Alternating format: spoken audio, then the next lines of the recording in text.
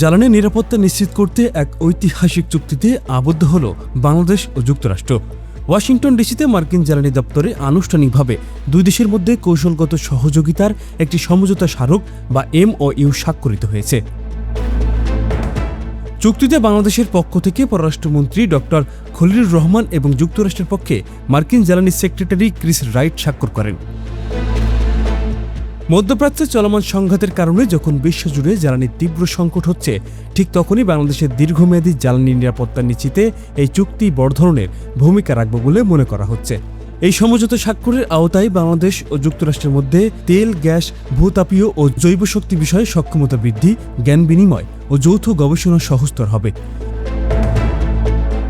সবচেয়ে বড় সুবিধা হলো এর মাধ্যমে বাংলাদেশ সাশ্রয়ী মূল্যে মার্কিন LNG ও LPG এবং অন্যান্য জ্বালানি পণ্য আমদানি করার সুযোগ পাবে। সাশ্রয়ী মূল্যে ও সরবরাহ শৃঙ্খলার স্থায়িত্বের উপর ভিত্তি করে নিজেদের জ্বালানির উৎসগুলোকে বৈচিত্র্যময় করার যে চেষ্টা বাংলাদেশ করছে, এই চুক্তিতে তাতে নতুন মাত্রা যোগ করবে। স্বাক্ষর অনুষ্ঠানে এই চুক্তিতে বাংলাদেশ মার্কিন দ্বিপাক্ষিক সম্পর্কের ক্ষেত্রে একটি ঐতিহাসিক মাইল ফলক হিসেবে উল্লেখ করছেন উভয় দেশের প্রতিনিধিরা। বাংলাদেশের পররাষ্ট্রমন্ত্রী এই উদ্যোগের প্রতি সমর্থনের জন্য প্রধানমন্ত্রী তারেক রহমান ও মার্কিন প্রেসিডেন্ট ডোনাল্ড ট্রাম্পকে ধন্যবাদ জানান। অন্যদিকে মার্কিন জ্বালানি মন্ত্রী ক্রিস রাইট একে দুই দেশের সম্পর্কের একটি বড় অগ্রগতি হিসেবে অভিহিত করেছেন। বিশ্লেষকদের মতে এই কৌশলগত সহযোগিতা আগামী দিনগুলোতে দুই দেশের অর্থনৈতিক ও রাজনৈতিক সম্পর্ককে আরও সুদৃঢ় করবে।